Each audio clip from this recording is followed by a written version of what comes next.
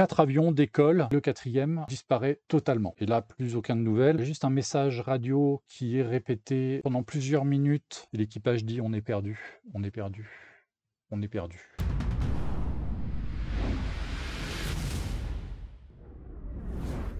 Debout là-dedans! C'est Lâcher Solo qui commence. Bienvenue sur Lâcher Solo, donc l'émission de Jet Chatting. Frédéric Marsavi au micro, donc je suis journaliste sur Aérobuzz. Je vous l'annonce, on va parler d'aviation. Aviation, je me suis dit tiens, c'est marrant ce truc-là. Donc ça la bouteille, on se la garde pour la fin de l'émission. Mais en attendant, on a d'autres sujets un tout petit peu plus tendus. On est parti pour un petit peu plus d'une heure de discussion autour de l'aéronautique. Et la première histoire nous emmène assez loin, dans le temps et dans la géographie. Ça se passe en Afrique, ça se passe en 1941, la Seconde Guerre mondiale bat son plein. Les troupes de Leclerc remontent du Tchad vers l'Égypte et attaquent l'oasis de Koufra. Et ce 5 février 1941, le général Leclerc demande à ce que l'unité de bombardement qui l'accompagne attaque l'oasis de Koufra. Donc l'unité en question, c'est le GRB-1, groupe réservé de bombardement numéro 1, qui est composé de Français libres de la toute première heure, qui est équipé de Blenheim, un bombardier bimoteur léger d'origine britannique, évidemment. Et c'est un bombardier qui emporte une charge de bombe qui est très très légère, je crois que c'est maximum, c'est 1 tonne de bombe au maximum. Et donc 4 avions décollent en milieu de matinée pour attaquer Koufra. Alors la mission se passe très mal, puisque sur les 4 avions, le leader, qui était piloté par De Sainte-Péreuse, lui est victime d'une panne moteur et interrompt la mission et se pose dans le désert à 60 km de son point de départ. Comme il était en formation avec ses alliés, ceux-ci ont pu noter sa position. Ceci dit, ils ont passé 3 jours dans le désert avant d'être ravitaillés par des Lysander qui leur ont largué des vivres et qui ont pu diriger les colonnes de secours vers eux. Donc ils ont pu revenir beaucoup plus tard à la base. Le second est victime d'une panne de moteur, donc il fait demi-tour et il rentre à la base. 2 avions arrivent sur Koufra, effectuent leur mission de bombardement. Le premier des 2 derniers, lui aussi est victime d'un problème. Et il se pose à 120 km de sa base pour faire une petite réparation d'urgence, si je me souviens bien. Et en fait, il rentre que quasiment sur un seul moteur au point de départ, mais alors dans l'après-midi. Et le 4e disparaît totalement. Et là, plus aucune nouvelle. Il y a juste un message radio qui est répété pendant plusieurs minutes et les gens qui écoutent la fréquence entendent le volume sonore de l'émission radio diminuer avec le temps. La dernière émission est à 15h38 et l'équipage dit: on est perdu, on est perdu, on est perdu. Et plus de nouvelles. Il y a quelques missions de sauvetage qui sont menées jusqu'au 11 février, mais on ne retrouve rien de cet appareil. Alors l'équipage était constitué de 3 hommes, le sergent Georges Le Calvé, qui était pilote, le sous-lieutenant Gérard Claron, qui avait le rôle d'observateur, le sergent-chef Fernand Devin, qui était à la fois radio et mitrailleur sur l'appareil. On n'a plus aucune nouvelle d'eux. La guerre continue. Bon, on sait que le GRB-1 a servi de base pour la construction du groupe de bombardement Lorraine, aujourd'hui un escadron de chasse. On sait ce qui s'est passé à Koufra, le serment de Leclerc, de libérer la France et de Paris jusqu'à Strasbourg. Mais de cet équipage de 3 hommes totalement disparus, on n'a plus aucune nouvelle pendant 18 ans. Et en fait, l'épave de l'avion est retrouvée le 29 mars 1959 dans les circonstances suivantes. Sont des nomades qui ont trouvé une épave d'avion, qui sont allés le rapporter à la mission militaire la plus proche, laquelle, ne croyait pas tellement à ce qu'on puisse retrouver des avions dans le désert, étant donné qu'il n'avait pas eu vent récemment de disparition dans le secteur. Puis finalement, ils ont envoyé une expédition qui, donc le 29 mars 1959, a trouvé l'avion, a trouvé le Blenheim, ainsi, posé dans le désert, et puis détail tragique, dramatique. Ils ont trouvé un corps enterré et deux cadavres sous chacune des 2 ailes. Les 3 hommes étaient morts de faim, de soif, et leur agonie avait duré 1 mois. Parce que sur le corps d'un des 2 retrouvés sous les ailes, donc c'était Fernand Devin, on a retrouvé un petit carnet dans lequel il a noté tous les jours, très succinctement, ce qui se passait. Et on sait qu'ils sont arrivés à bout de leurs vivres et de leur eau le 25 février. Donc ils ont tenu 20 jours avec le peu de vivres et d'eau qu'ils avaient à bord. Puis à partir du 25 février, ben voilà, le premier a décédé. Alors je me souviens plus lequel des deux. Le premier à décéder a été enterré par les deux autres. Et puis les deux autres sont morts ensuite sous les ailes des avions, l'endroit où il y avait de l'ombre. Comme vous le voyez sur la photo, ben, ils sont vraiment en plein désert, au milieu de nulle part. Et c'est une des histoires tragiques des forces aériennes françaises libres. C'est un événement qui a marqué beaucoup de gens, surtout au moment où l'avion a été récupéré, donc en 1959. Un premier groupe trouve l'épave, mais il faut attendre le mois d'octobre pour qu'une expédition un petit peu dense vienne récupérer les corps. Et ils sont arrivés en octobre, ils ont relevé les corps, ils les ont rapatriés en France. Il y a eu une cérémonie à la date anniversaire l'année suivante, en 1960, à la date d'anniversaire de leur disparition, donc le 5 février 60, il y a une cérémonie à Villacoublay et les corps sont rendus aux familles. Mais sur place, bah, l'avion a été brûlé. Ça peut paraître choquant aujourd'hui, on se dit un Blenheim de Français Libre, bon, c'est une épave qui aurait peut-être pu être amenée, aurait pu être exposée dans un musée, effectivement. Mais sur place, en 59, ils ont jugé que l'appareil, en cas de survol, aurait pu donner l'alerte à un équipage en disant on a survolé un avion dans le désert pour envoyer des secours. Histoire qu'il n'y ait pas ce doute-là, les équipages militaires qui sont venus relever les corps ont pris la décision de brûler l'avion et de le laisser sur place. Comme on le voit, l'avion a été posé sur le ventre. Alors, ce qui s'est passé, c'est qu'ils ont fait une erreur de navigation. On va y revenir un tout petit peu plus tard. Le point important, par contre, c'est que ça, c'est une photo Google Earth. L'avion est toujours visible. L'épave est toujours visible dans le désert. Par contre, vous ne voyez pas l'échelle, mais en gros, ça, c'est une résolution de 30 mètres. Et là, on a un bout d'aile de 15 mètres à peu près qui reste visible.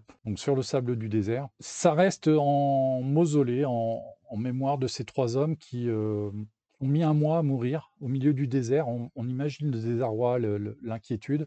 Et dans les petits carnets de Fernand Devin, en fait, il y a des indications toutes bêtes. C'est aujourd'hui, il nous restait du lait. Puis, là, on n'a plus de lait, on n'a plus de conserve. Et puis à partir du 25, on n'a plus d'eau. Et puis le 26, on est toujours vivant. Le 27, on est toujours vivant. Et il arrête de prendre des notes à partir du 1er mars. Il parle de l'anniversaire d'un de ses copains en disant on n'a rien pour l'arroser. C'est terrible. L'histoire de cette disparition, elle a marqué beaucoup leurs compagnons d'armes.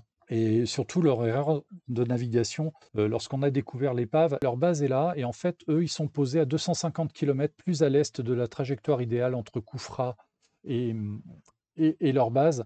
Ils ont fait une erreur de navigation, visiblement, alors que c'était de la navigation par rapport aux repères au sol. Il n'y avait pas de navigation astrale puisque c'était en plein jour. Donc ils se sont trompés de repère sur le chemin du retour. Et un de leurs compagnons d'armes, Jean de Pange, qui ensuite a volé avec le Normandie-Niemen, a écrit ceci: Aujourd'hui encore, je suis persuadé que, comme Irleman, Claron a confondu la falaise de Técro et celle d'Unyanga. Il a suivi cette falaise menteuse vers l'est pendant 250 km jusqu'à l'épuisement de son essence. C'est une histoire qui est dramatique, abominable, horrible, tout ce qu'on veut. Et ça, c'est le jeune Le Calvet. C'est un peu plus d'un mois avant le drame, au moment où ils ont débarqué au Gabon, et est en train de peindre une croix de Lorraine sur son avion. La question n'est pas tranchée de savoir si c'est l'avion avec lequel il a disparu plus tard. On n'est pas sûr, donc on va rester prudent. Mais voilà, alors déjà, premièrement, pour les maquettistes, si vous avez envie de représenter le Blenheim, alors le numéro d'immatriculation, je ne le connais pas par cœur, c'est le T1867.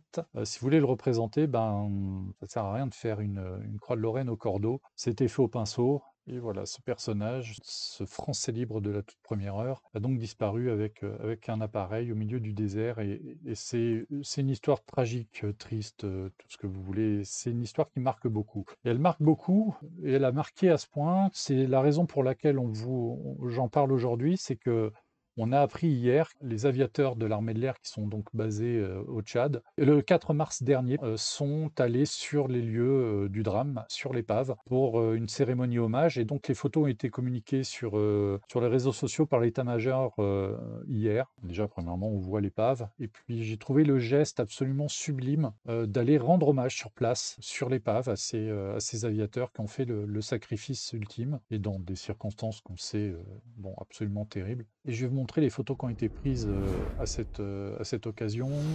Alors je ne sais pas si la plaque a été posée, visiblement les vis ont l'air d'être neuves, donc la plaque a été posée sur le longeron du bimoteur. Je ne sais pas si vous pouvez le lire, mais je vais vous le lire. Ici repose l'épave du Blenheim T1867, appartenant au GRB 1.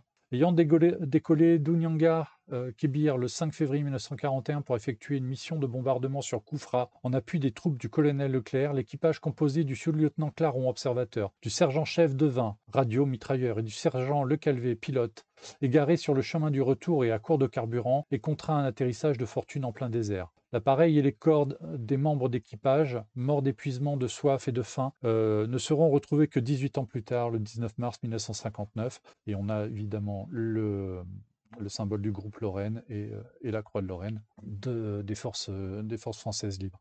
La cérémonie donc a donné lieu à un discours tenu donc par un des pilotes, un pilote du Plou de N'Djamena, j'imagine. 3 avions, 3 Mirage 2000D ont survolé l'épave avec la délégation garde à vous. Je trouve cette image absolument sublime. C'est l'esprit qui traverse l'histoire, c'est touchant, c'est un bel hommage rendu à un équipage célèbre. Malheureusement, dans l'histoire de l'armée de l'air et dans l'histoire de la Seconde Guerre mondiale, des histoires comme ça, il n'en manque pas, mais celle-ci touche de plein fouet l'aviation française. Et cet hommage rendu sur le site du drame est tout à fait superbe, tout simplement. Alors, la position de l'épave est connue, hein, je vous ai envoyé ses coordonnées. Régulièrement, les avions qui volent au Tchad font des missions de reconnaissance pour aller photographier l'épave, pour rendre hommage à leurs compagnons d'armes. Je trouve ça superbe de faire perdurer l'histoire, parce qu'elle est dramatique, elle est tragique, elle est horrible, elle est tout ce que vous voulez. Mais de faire perdurer ce souvenir, ça rappelle aussi le sacrifice de ces combattants, et on sait dans quel cadre ils sont allés combattre là-bas et pourquoi ils sont allés là-bas, et c'est remarquable. Bravo, merci à l'état-major d'avoir communiqué ces images, et vraiment, ça méritait qu'on en parle. Sur l'histoire du groupe Lorraine, je ne peux que vous inviter à vous procurer le livre de Mathieu Mounic, et j'en fais la promotion d'autant plus volontiers qu'en préparant cette émission ce matin, je l'ai contacté pour avoir un petit complément d'infos sur la photo de Le Calvé en train de peindre. C'est lui qui m'a confirmé qu'on ne savait pas si c'était l'avion avec lequel il a disparu. Il m'a aussi confirmé la date, parce qu'il y a sur certains ouvrages, il est donné la date du 4 mars pour la mission qui a entraîné leur disparition. Visiblement, les recherches dans les archives, sujet qu'on a traité il n'y a pas très longtemps, donnent bien le 5 mars pour la mission sur Koufra, et donc leur disparition ce jour-là. Merci Mathieu. Pour la petite histoire, Mathieu travaille sur le volume 2 qui traitera du groupe Lorraine de 1945 à nos jours, donc il y aura un petit peu plus de chasseurs à réaction. Je crois qu'il est en train de terminer les dernières corrections. L'ouvrage devrait sortir au printemps chez le même éditeur si tout va bien, chez Historicol. Écoutez, on croise les doigts, et puis quand il sera sorti, on en reparlera. Il faut se rendre compte que combattre dans ces endroits-là, combattre est déjà une activité à risque. De faire dans ces espaces-là, c'était quand même... il y a un sens du devoir chez ces hommes-là, quel que soit le camp, qui est quand même remarquable. On parle des traditions, voilà, oui, certains escadrons sont très attachés à leurs traditions, on le comprend, et puis c'est plutôt une bonne chose. D'ailleurs, sur la même thématique, j'étais en train de lire la semaine dernière le hors-série de Bernard Bézat sur du fanat de l'aviation sur Pearl Harbor. Il y a un équipage japonais qui attaque Pearl Harbor donc, en décembre 1941, qui lui aussi se trompe de direction pour retrouver les porte-avions et qui se perd totalement. L'anecdote mérite d'être racontée parce que le dernier message qui est envoyé par cet équipage, alors je crois qu'ils sont 2 ou 3 à bord, c'est le radio qui communique avec le porte-avions pour dire « on est perdu, pardonnez-nous de faire perdre à l'aviation japonaise un avion précieux ». Les gars savent qu'ils sont perdus, qu'ils vont tomber en mer, qu'ils ne seront jamais retrouvés, et ce à quoi ils pensent, c'est le caractère précieux de leur aéronef. Imaginez ce qui peut passer dans le cerveau de quelqu'un qui se rend compte qu'il va mourir, qui pense à ça. C'est une anecdote incroyable. C'est dans le hors-série du FANA qui a été publié il y a 1 an ou 2 sur l'attaque de Pearl Harbor. Encore une lecture conseillée, si je puis me le permettre. Et l'autre, alors sur cette thématique-là, l'autre lecture que je vais vous conseiller aussi, parce que c'est une anecdote, l'histoire de Claron, de l'équipage Claron, c'est quelque chose que j'avais un petit peu oublié. Alors je ne sais pas si vous vous souvenez de ce livre-là qui avait été annoncé juste avant le confinement, il était annoncé à l'automne 2019, puis qui n'avait pas pu paraître parce que les services de communication des armées avaient demandé à ce qu'un certain nombre de choses soient corrigées dans l'ouvrage. Et dans la version originale, dont le vrai titre est témoignage inédit de pilote de chasse de l'armée de l'air, qui est devenu plus tard témoignage inédit de pilote de chasse. Dans cette version-là, moi, quand j'ai reçu le service de presse, donc à l'automne 2019, je l'avais ouvert au hasard. Parce que, comme c'est un recueil d'histoires, pour sentir l'ouvrage, en général, je fais comme ça, j'ouvre le bouquin au hasard. Et je l'avais ouvert au hasard, et j'étais tombé sur le témoignage d'un pilote donc,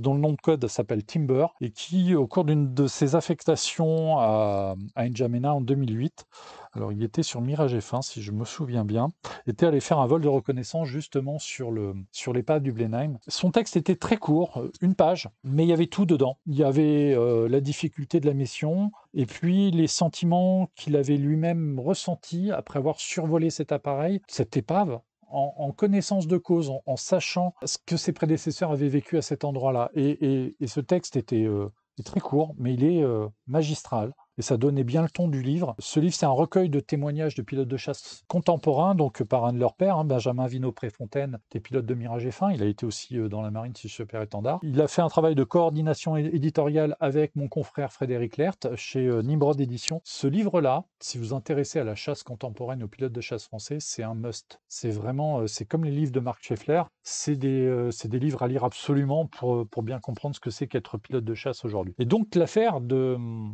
ce Blenheim était dans ce bouquin-là, et la façon dont c'était raconté, c'est quelques mots, mais lancés comme un pilote de chasse écrit, quoi, abrupt parfois. Moi, c'est ce qui a fait que le bouquin a eu un coup de cœur, parce que c'était exactement ce que j'avais envie de lire. C'est très spirit. Alors bon, les histoires du livre, pourquoi il n'est pas paru tout de suite, le fait qu'il a fallu faire un retirage, modifié, etc. Bon, c'est annexe. Très très bon livre que je vous conseille absolument. En tout cas, bravo pour l'Armée de l'air pour avoir un petit peu communiqué sur cette histoire, parce que c'est vraiment...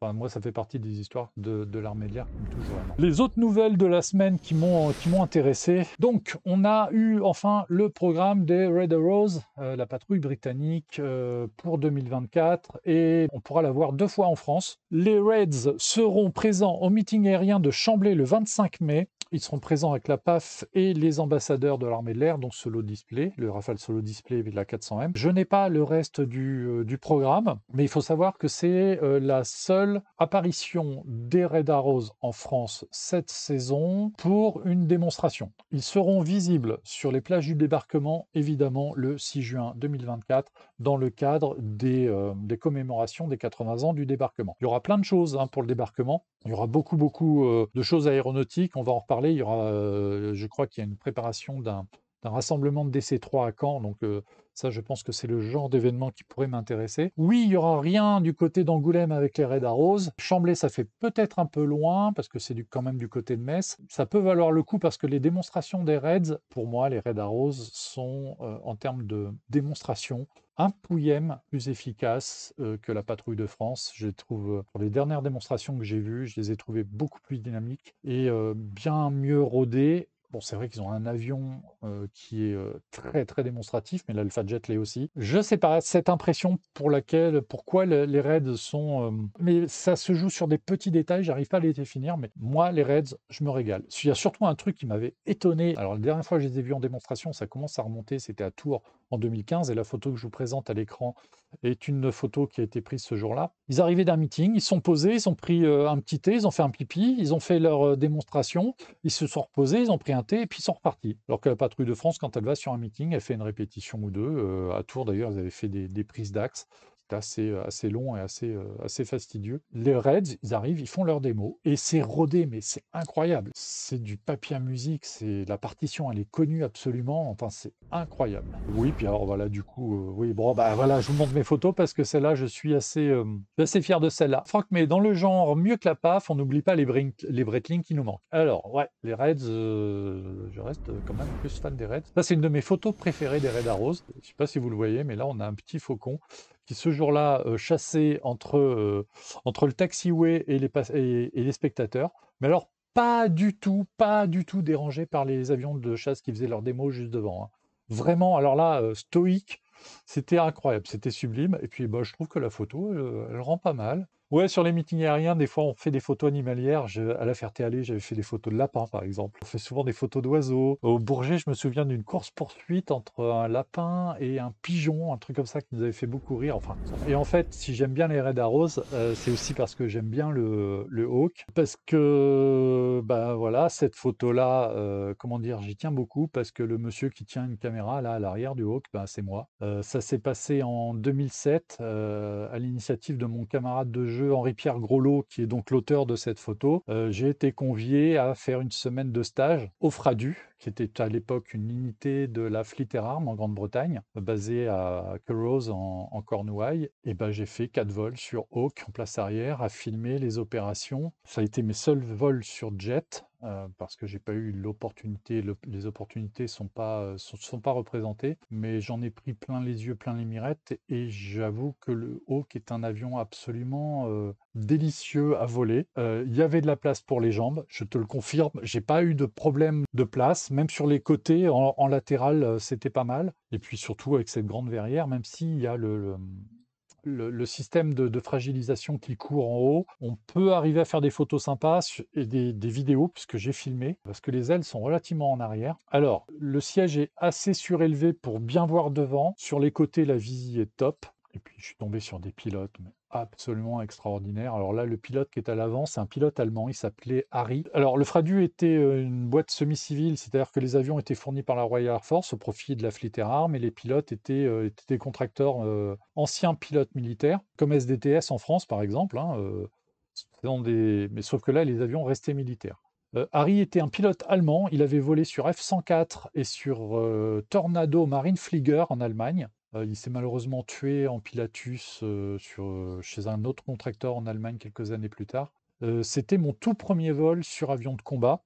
C'était la première fois aussi que je filmais. J'ai rarement eu l'occasion de refilmer depuis. J'avoue que l'exercice était assez périlleux. Je ne vous raconte pas l'état de stress avant le premier décollage. C'était assez effarant. Par contre, au quatrième, j'étais très, très, très, très détendu. J'ai pas été malade, même si on a fait du combat aérien, on a fait de l'attaque anti-navire, enfin, c'est des missions extrêmement variées. Bref, le Hawk, c'est un avion qui aujourd'hui me touche. Alors là, c'était des Hawk T Mark 1, T Mark 2. L'unité a été dissoute depuis parce qu'il fallait du budget pour acheter des F-35. Et puis effectivement, derrière, elle est passée un temps, elle est repassée en escadron standard de la Fleet Air Arm et de la RAF, et puis après, elle a été dissoute.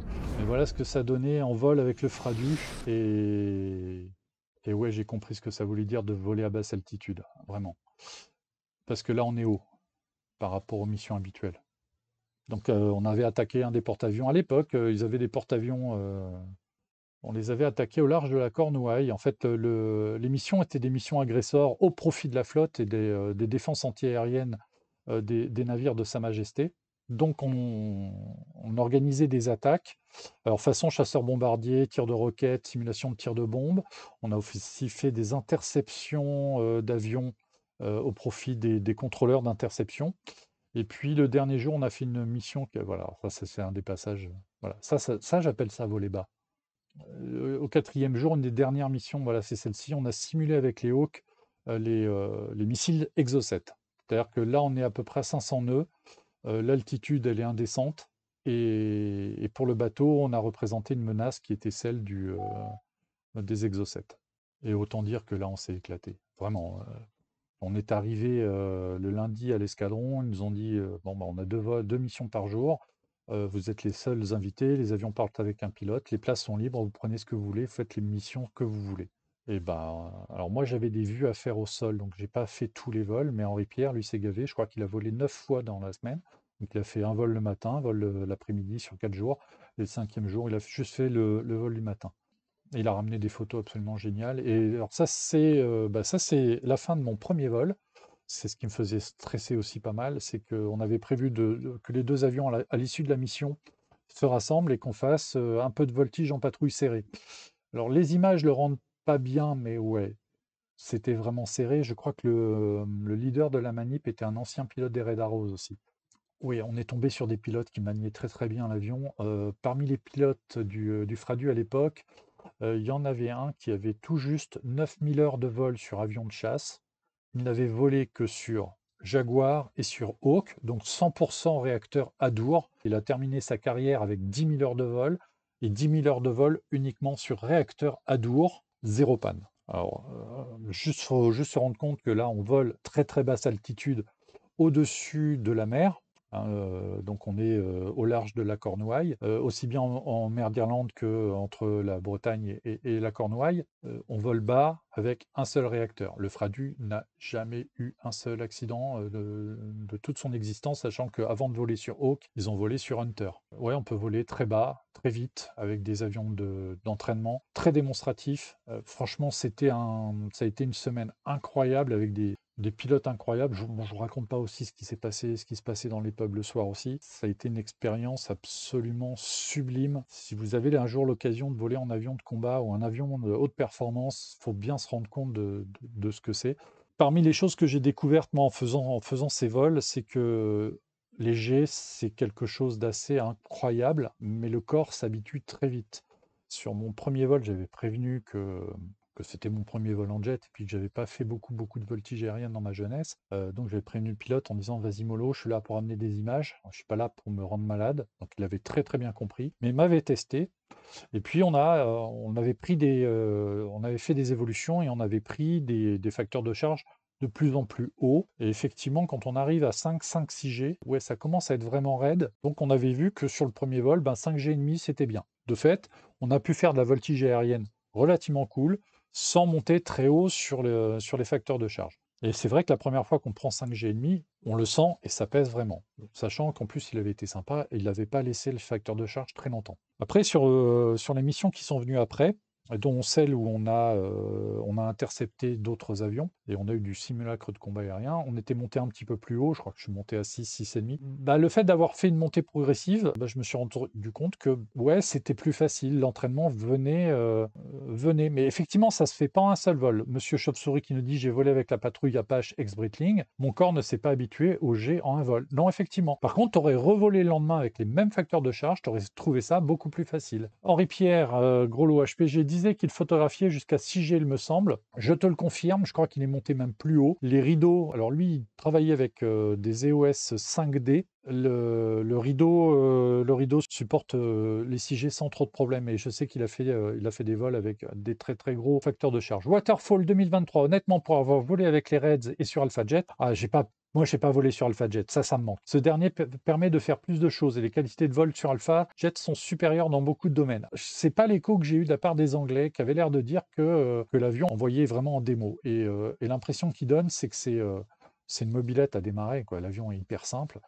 Puis surtout, je suis tombé avec des pilotes anglais qui maîtrisaient vraiment leur job. Un pilote qui a 10 000 heures de vol sur avion de combat, ça se sent. Pour faire des rejointes, on a fait une mission. Une des missions devait attaquer un bateau de 3 côtés différents.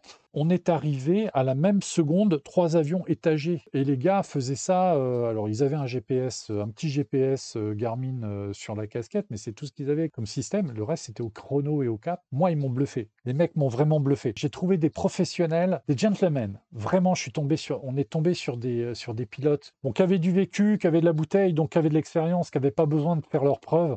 Ils n'ont pas essayé, ils n'ont pas du tout cherché à nous en mettre plein la vue. Et derrière, on a rendu des reportages qui méritaient vraiment le coup. Et franchement, ouais, c'est des gens à qui je tire mon chapeau encore aujourd'hui. Alors, des pilotes de chasse français, bon, j'ai pas mal de copains dans la profession.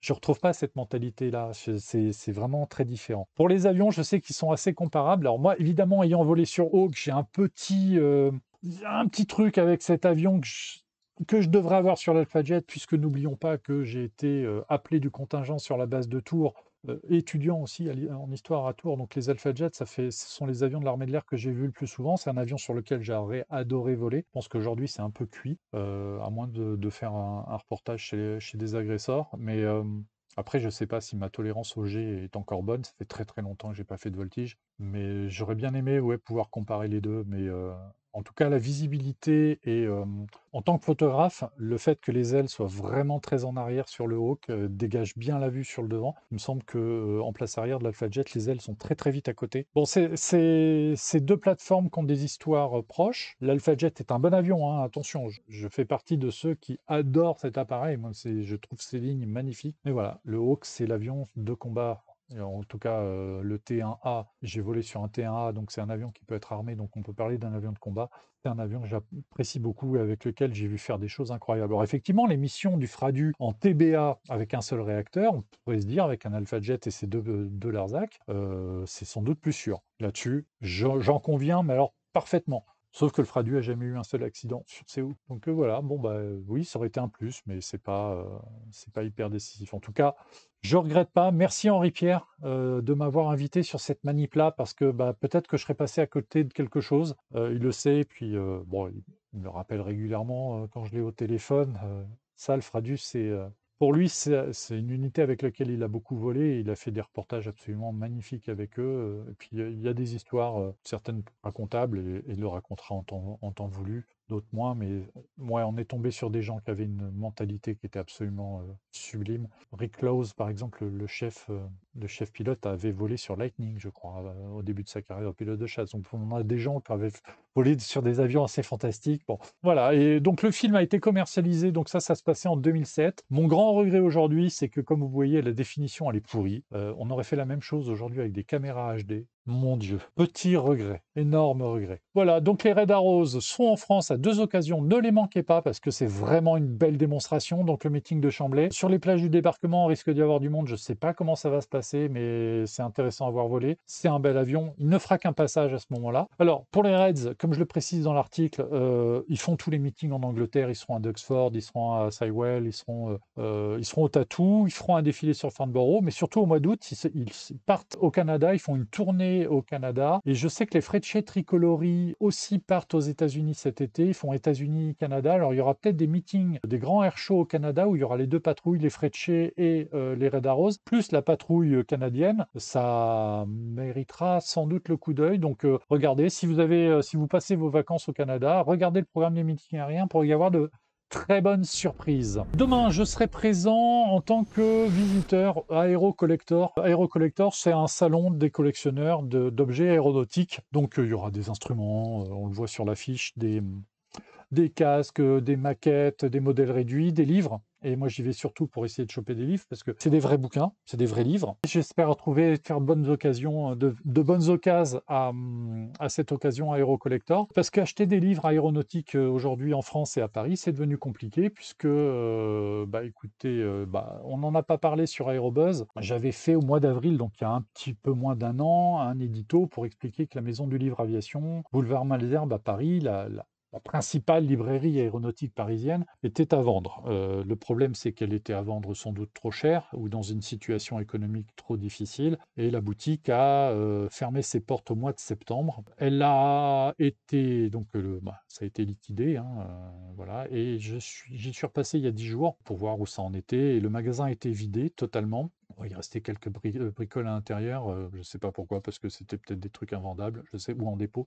La boutique est vide. Le stock a été vendu aux enchères au mois de décembre. C'est un magasin qui est important pour moi, puisque c'est quand même là que j'ai commencé ma carrière, hein. J'ai été libraire, moi, à la Maison du Livre entre 1997 et 2003, à l'époque où ça marchait bien. C'était juste au moment où Internet a débarqué. Alors, la Maison du Livre n'a pas forcément coulé à cause d'Internet, même si forcément c'est un facteur aggravant. La Maison du Livre avait son site Internet. Elle a été une des premières librairies à avoir un site de vente en ligne, hein, je crois que ça s'appelait livre-aviation.com. Le site était très actif et restait actif jusqu'à la fin. Donc il y a tout un certain nombre de facteurs qui ont fait que la boutique a périclité et puis ça s'est terminé un peu durement en septembre. L'information a très peu circulé et j'ai eu beaucoup d'échos de gens qui étaient passés à la boutique et qui ont trouvé porte close sans aucune explication, ce que je trouve très dommageable. Qu'une activité s'arrête, malheureusement, ça fait partie du business, mais il faut pouvoir communiquer dessus. Voilà, donc les occasions et les endroits pour trouver des livres d'aviation, quand on est comme moi collectionneur et puis surtout utilisateur, parce que comme vous le savez, pour un certain nombre d'articles et de travaux, j'ai besoin de sources,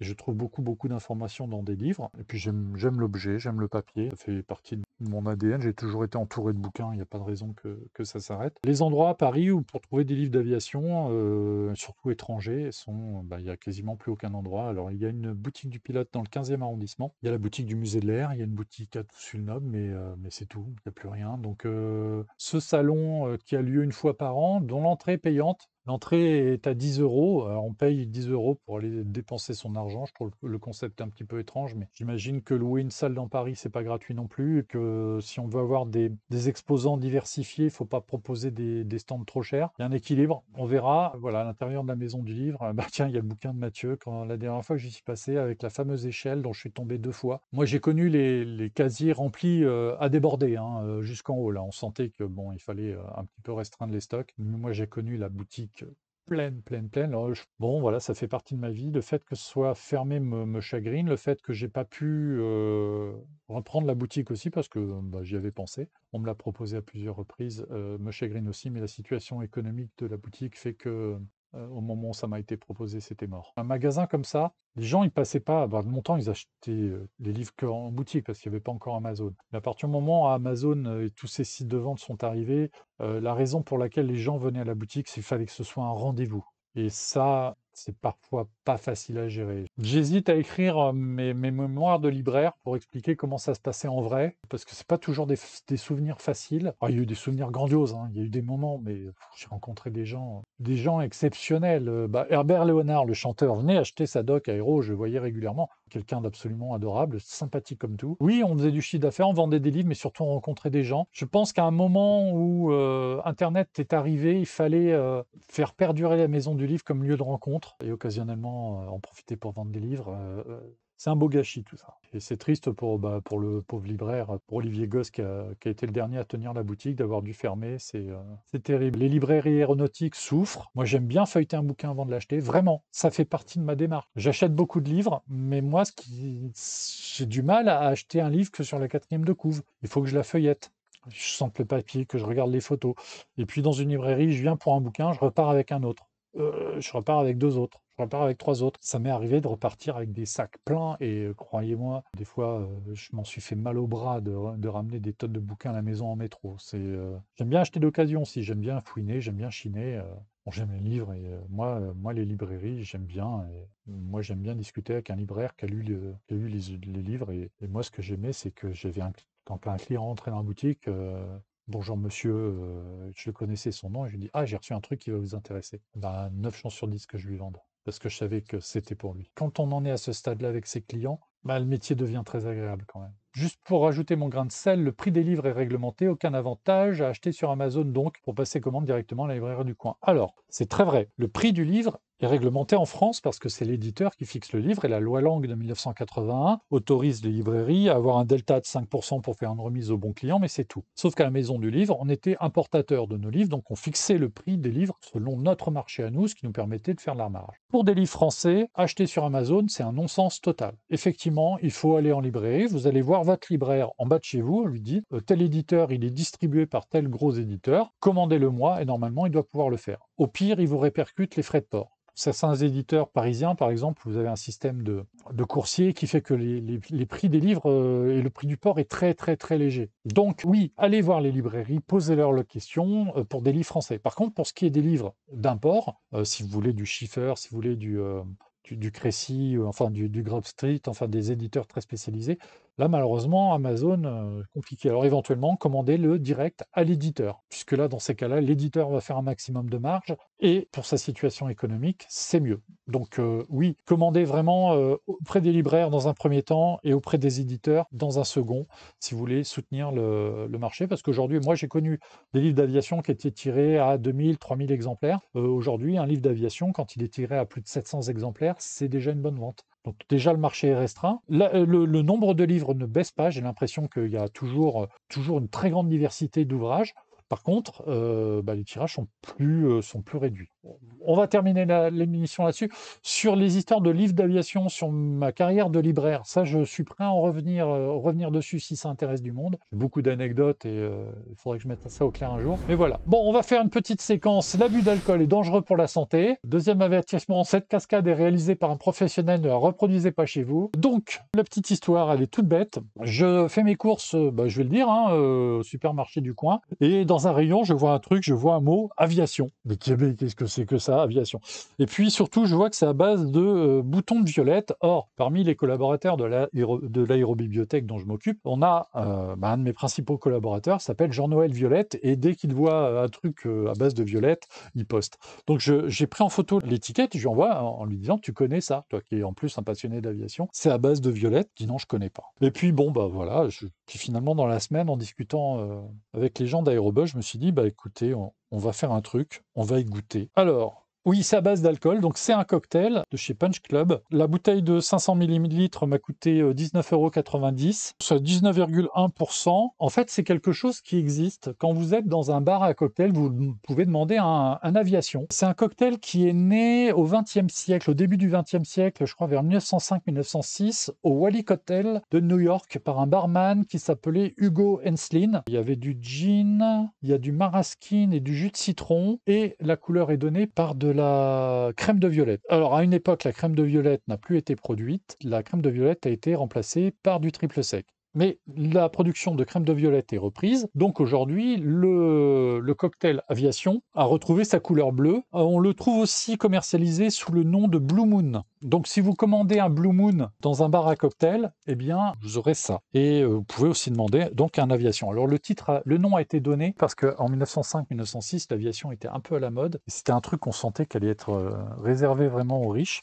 Et comme il y avait de la crème de violette dedans et que la crème de violette était un produit très très cher, donc très très rare, eh bien c'est pour ça qu'ils ont donné le nom au produit. Et donc, je vais faire une cascade en direct. Je vais m'en servir un verre. Hop là, plop. Et puis, je vais le goûter avec modération et à bon escient. Ah oui, l'odeur n'est pas désagréable. Donc c'est vraiment une couleur de violette. Et donc, le bruit, c'est tant mieux. Et donc, je vous dis à votre santé. Et c'est parti. Et effectivement, je confirme, ça a un bon petit goût de violette, de fleurs, c'est assez fleuri, c'est assez fruité. On sent qu'il y a de l'alcool, mais c'est pas de la Suica, pour ceux qui connaissent. Alors, Ben Moll, est-ce que c'est de la violette de Toulouse au moins? Oh, bah attends, on va regarder sur l'étiquette. Hein.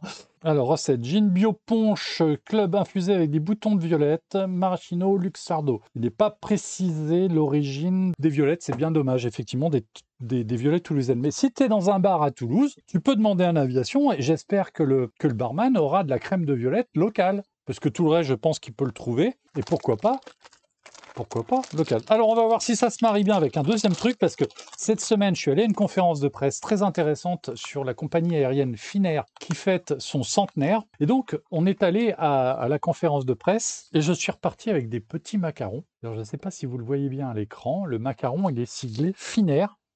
Donc, je remercie la compagnie Finnair et je vais goûter le macaron et on va voir si ça se marie bien avec le cocktail Aviation.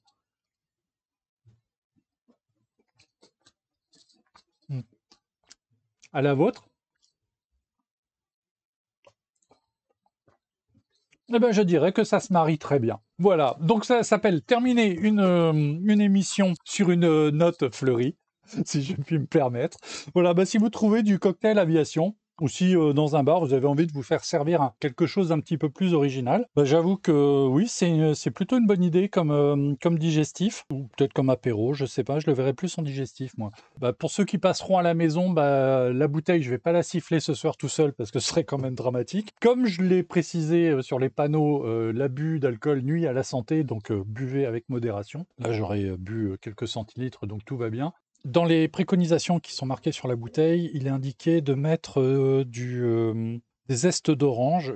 Par contre, j'ai du zeste de citron dans la cuisine, donc je pense que je vais tenter avec du citron plutôt. En tout cas, bah écoutez, voilà, ça s'appelle Aviation. Donc aujourd'hui, on peut le dire haut et fort, lâchez solo, la seule émission sur Twitch à parler d'aviation. Sur ce, bah écoutez, je vais vous souhaiter un très très bon week-end. Bah sur ce, je vous souhaite un très bon week-end. Et ben on se voit la semaine prochaine. À bientôt!